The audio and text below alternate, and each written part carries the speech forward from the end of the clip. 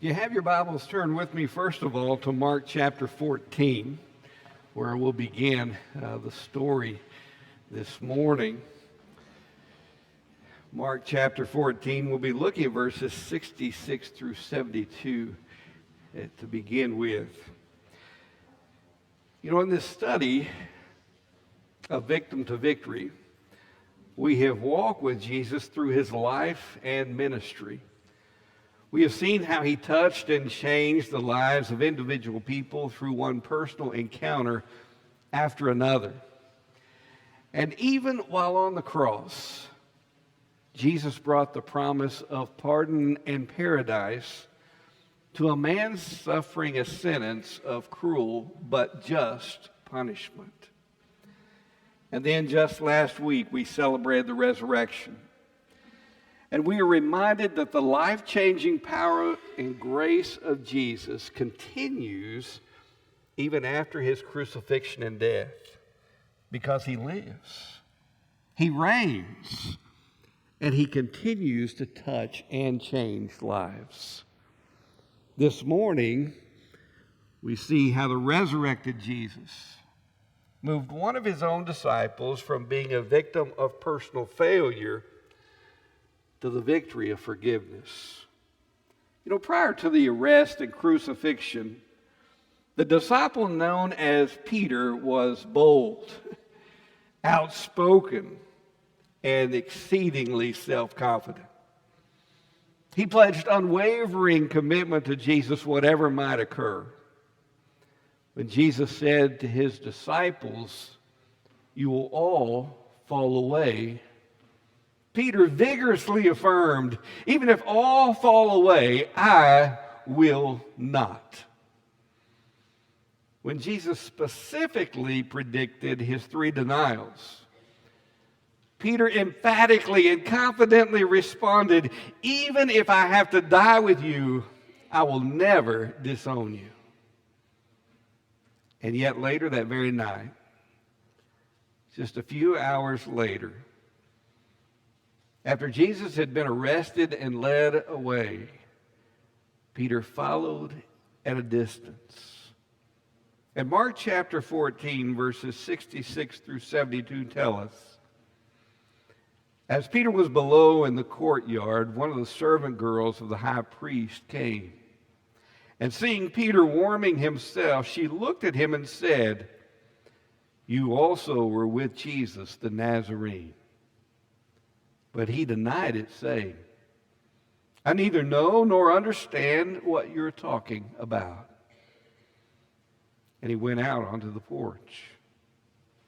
The servant girl saw him and began once more to say to the bystanders, "This is one of them." But again, he denied it. And after a little while, the bystanders were again saying to Peter, "Surely you are one of them, for you are a Galilean too." But he began to curse and swear, "I do not know this man you are talking about."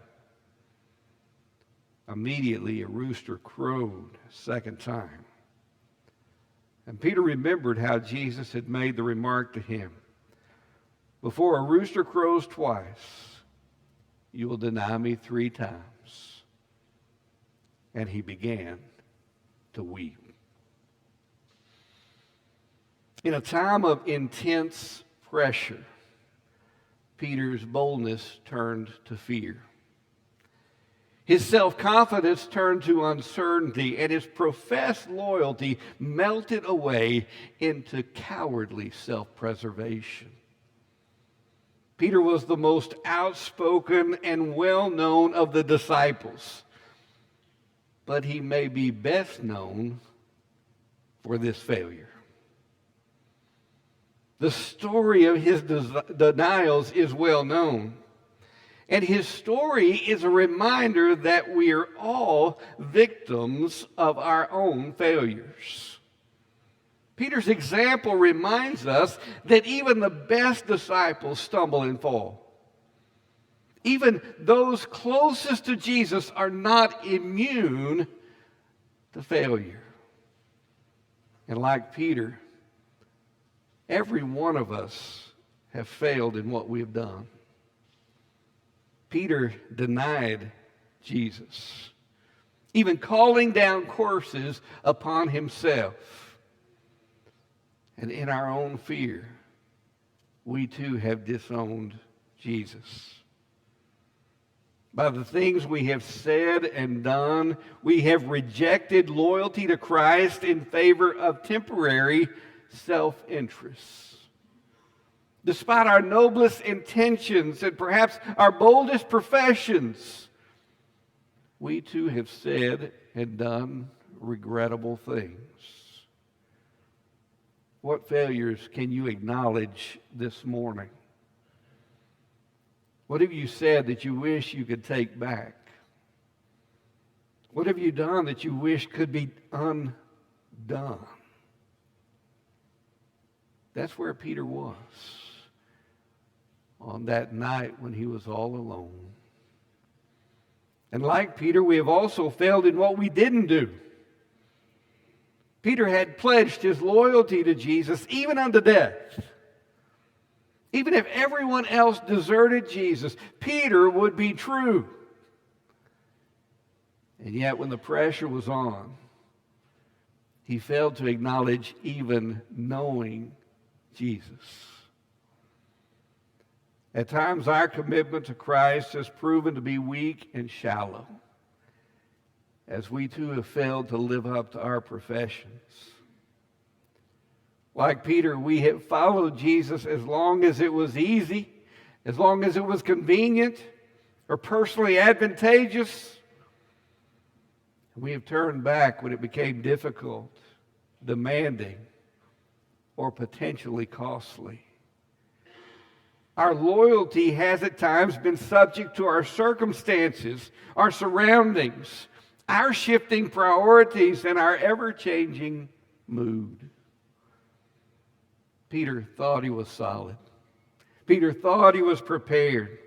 He thought he was ready to stand with and even die with the Lord.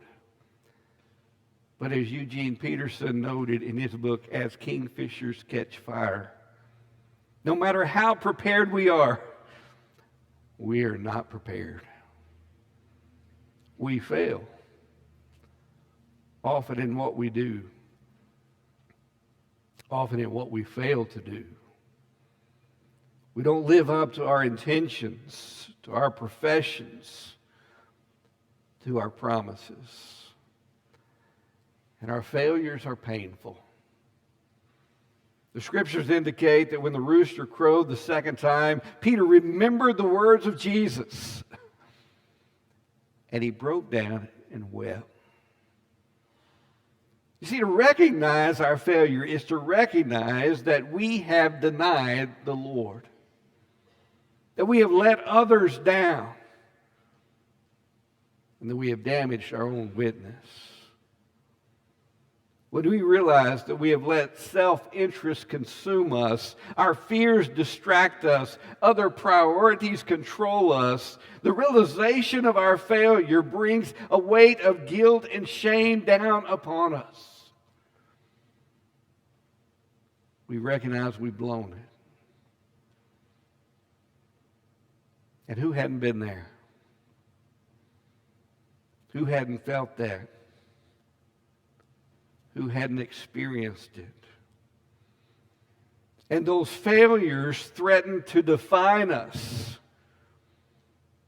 They threaten to dictate and derail our lives. But, if our hearts are heavy and our spirits are restless, if we are sorrowful and remorseful, if we weep over our failures, there is hope. See, Peter's story is a beautiful reminder that whatever our failure, we can know God's forgiveness. In following the resurrection of Jesus, he appeared to his disciples. But in John chapter 21, he singled Peter out. In John chapter 21, beginning in verse 15 through 19, So when they had finished breakfast, Jesus said to Simon Peter, Simon, son of John, do you love me more than these? He said to him, Yes, Lord, you know that I love you. He said to him, Tend my lambs. He said to him again a second time, Simon, son of John, do you love me? He said to him, Yes, Lord, you know that I love you. He said to him, Shepherd my sheep. He said to him a third time, Simon, son of John, do you love me? Peter was grieved because he said to him the third time, do you love me? And he said to him, Lord, you know all things. You know that I love you. Jesus said to him, Tend my sheep. Truly, truly, I say to you, when you were younger, you used to gird yourself and walk wherever you wished. But when you grow old, you will stretch out your hands and someone else will gird you and bring you where you do not wish to go. Now this he said, signifying by what kind of death he would glorify God. And when he had spoken this, he said to him, Follow me. Jesus coming to Peter is an illustration how God didn't give up on him, didn't write him off. Even though Peter had failed, Jesus wasn't done with him yet. Jesus spoke to him personally and dealt with him individually. And he did so not to belittle, to demean, or to crush him, but to lift him up and restore him. It's a reminder that in our failures, in our embarrassments, in our guilt and shame and sin, Jesus draws near to extend a forgiveness that restores us. Well, sometimes I wondered, why didn't Jesus just simply let it go? Just pretend it never happened. Never bring it up again. I believe it was because Peter needed to be allowed to own his failure so that he could learn from it, so that he could deal with it, so he could get past it and do differently down the road. You see, in our failures, we need to get alone with the Lord so that we take ownership, so that we don't pretend innocence, so that we don't attempt to pass the buck, so that we don't make excuses or shift the blame. Jesus singled him out, and he asked him the same question 3 times, giving Peter the chance to express his love in a way that would match his 3 denials. And verse 17 tells us that Peter was hurt because Jesus asked him a third time, do you love me? You know, the process of facing up to our failure is painful. But rather than running from or avoiding the pain, restoration demands that we refuse to minimize it, deny it, or excuse it, but that we turn in humble dependence to the one who can forgive us. As Jesus deals with us, he raises the issue of devotion. The one thing about which Peter is questioned is, do you love me? Jesus was less concerned about bold promises, pious appearances, or natural giftedness, and most concerned with simple devotion. Where is your devotion? Do you love me? And Peter, fresh off of failure, could not point to evidence of commitment. He could not affirm unreserved loyalty or past faithfulness. So what does he do? He appeals to the Lord's omnipotent knowledge of all things, including his own heart. And before the all-knowing eyes of God, Peter was able to affirm, Lord, you know all things. you know that I love you. Folks, that is restoration. And that is what occurs in a personal encounter with Jesus when we've blown it. And God invites us to that renewal. And when we get along with Jesus, we discover Jesus offers a forgiveness that reinstates us. Despite our failures, if we are Christian, we do not cease to belong to the Lord or to God's people. Now, this is unfortunate, but far too many people drop out of church after a mistake or failure. It happens again and again. We may be embarrassed, we may be ashamed, but we all make mistakes. We all fail from time to time. Peter here was a disciple, one of the most innermost circle following Jesus. And his failure didn't change that. Even as public as that failure was, Peter still belonged to the Lord. He still belonged among the other followers of Jesus. And through this encounter, he was reinstated to his rightful place with God and with the other disciples. It's a reminder that our identity is not determined by the opinion of others or our appearance before others. Our identity is not determined by the pious claims or lofty professions we make. Our identity is not determined by our failures, those things we have done or failed to do. But our identity is rooted in who Jesus has called us to be and who Jesus can help us to become. You see, on his own, Peter was Simon, son of John. But by the grace and power of God, he was still Peter. He was still the rock. He was still one of the 12 disciples. The forgiveness of God reinstates us.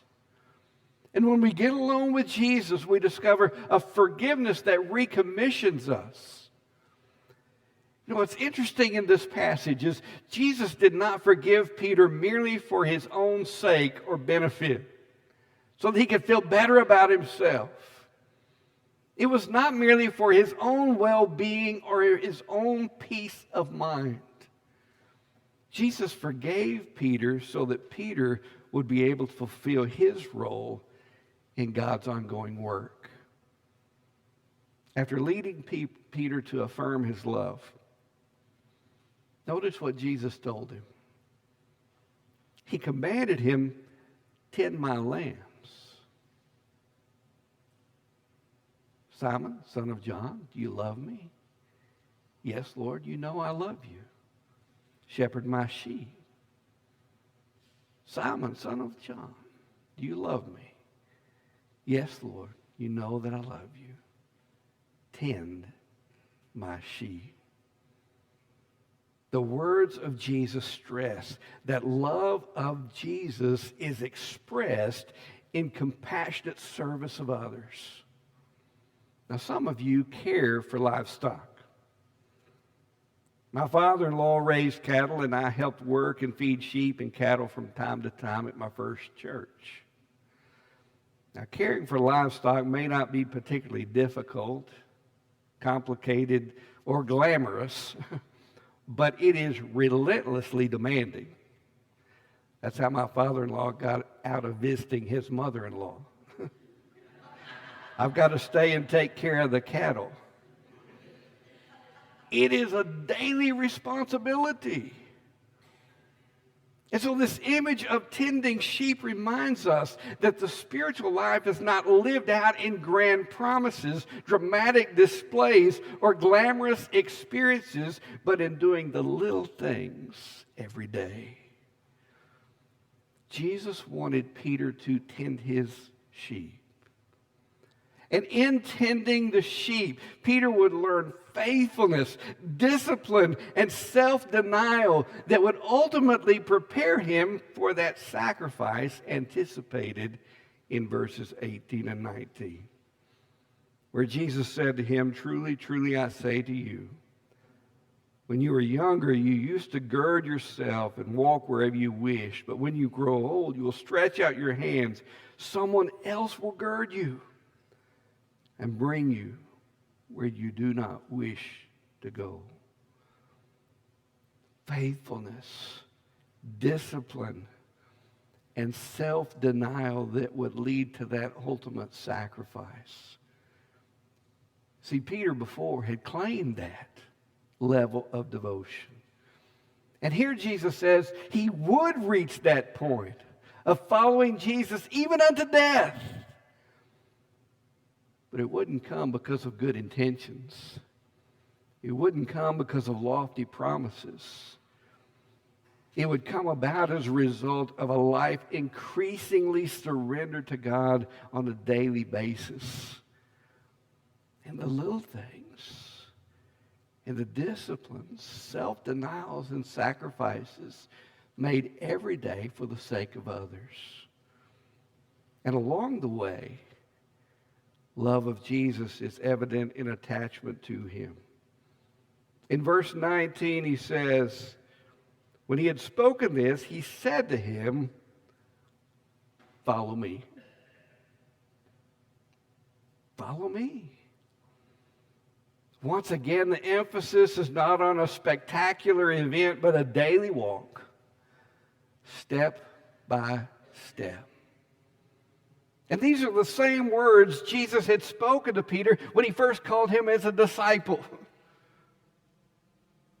Follow me. With all that had occurred and all that had transpired over these years, that call had not changed. In fact, look at the verses that follow in verses 20 through 22. Peter, turning around, saw the disciple whom Jesus loved following them, the one who also had leaned back on his bosom at the supper and said, "Lord, who is the one who betrays you?" So Peter, seeing him, said to Jesus, "Lord, what about this man?" Jesus said to him, "If I want him to remain until I come, what is that to you? You follow me." Once again, Jesus concluded with those words, "Follow me." An emphatic reminder that devotion to Jesus demands our full attention. It's a challenge to remain focused on and devoted to the Lord, not distracted by what's going on around us or what others may be doing. Well, we have a lot of looking around these days. What about him? What about them? What about this world? What about this? There are many looking around, sitting around, questioning, speculating, or simply complaining. Jesus seems to say, whatever takes place, whatever others may do, your job remains the same. Follow me. Despite what's going on in our world, our call has not changed. These are the two commands that we need to return to now more than ever. When we're tempted to discouragement or consumed by distractions, let us return to the Christian call of following after Jesus and tending his sheep. Following after Jesus and tending his sheep. Because forgiveness does not merely mean that the slate is wiped clean. Forgiveness means a restoration of relationship, a renewal of our call, and a commissioning for God's purposes. We all know the painful experience of failure. But the question is, do we also know the peace and joy of God's forgiveness? Do we know that failure does not have to be final? It does not have to define or derail our lives. In fact, failure can serve to humble us. It can strip us of self-sufficiency. It can lead us to discover in Jesus an indescribable grace and a life-changing power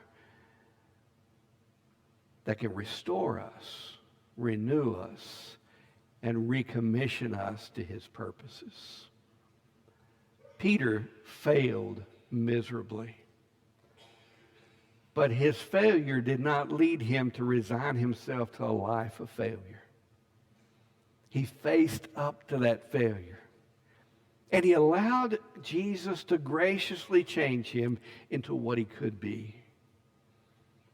In following Jesus by the grace and power of God, he did what he could not do on his own.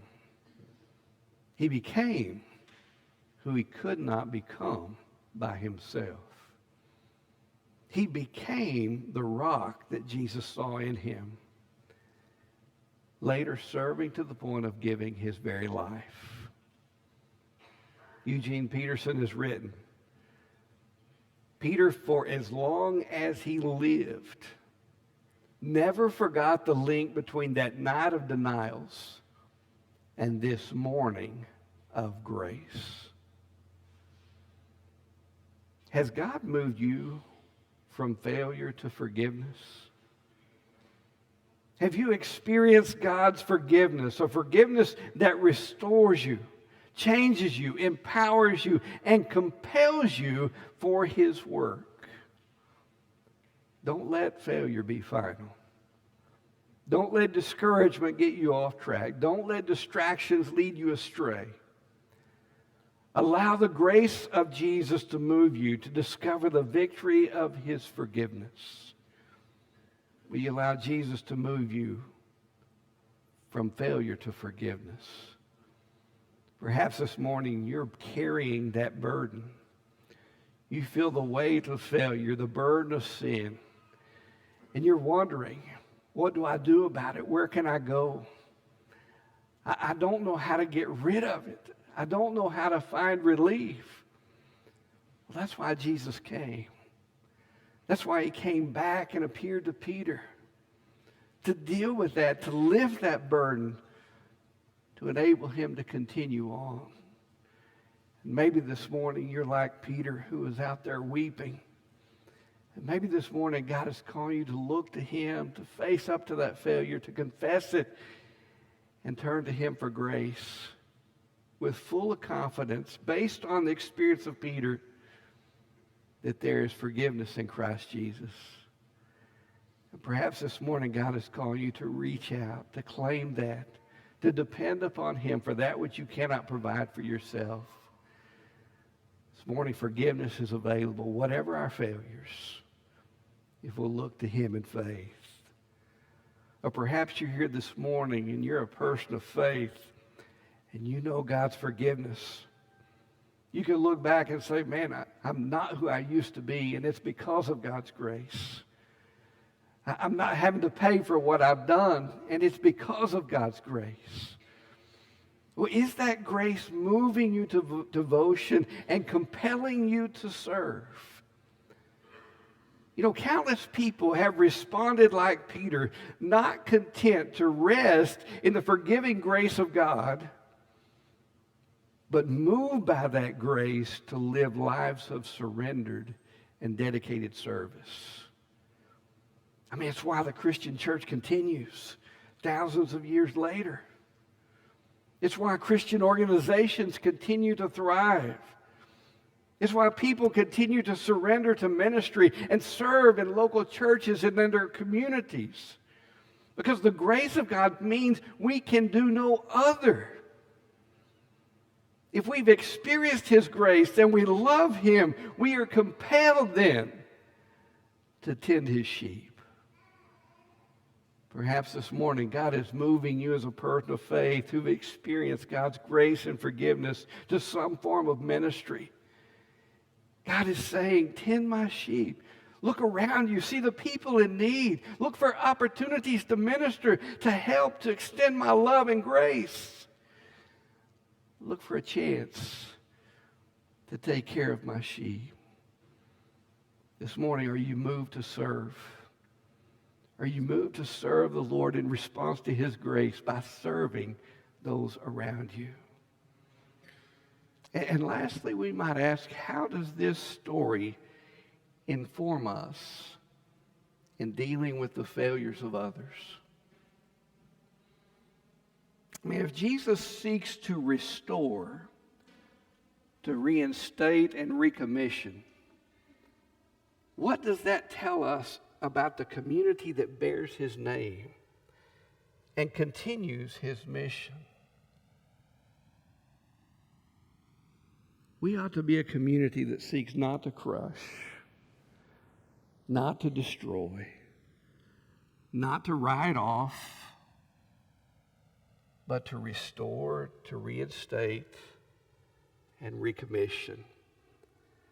As we walk this troubled path together, as fellow failures, fellow imperfect pilgrims, meant to do it in a spirit of cooperation, encouragement, and grace.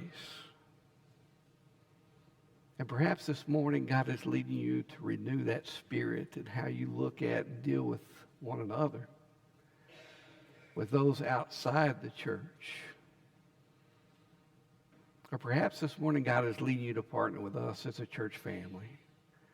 Say, I need a place to belong. I need a place to grow.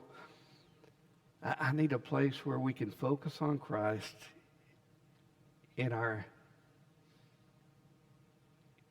effort to become more like him. However God may be leading you to respond this morning, whether here at the front or there in your pew, I invite you to do so as John comes to lead us in our hymn of invitation this morning. I have decided to follow Jesus.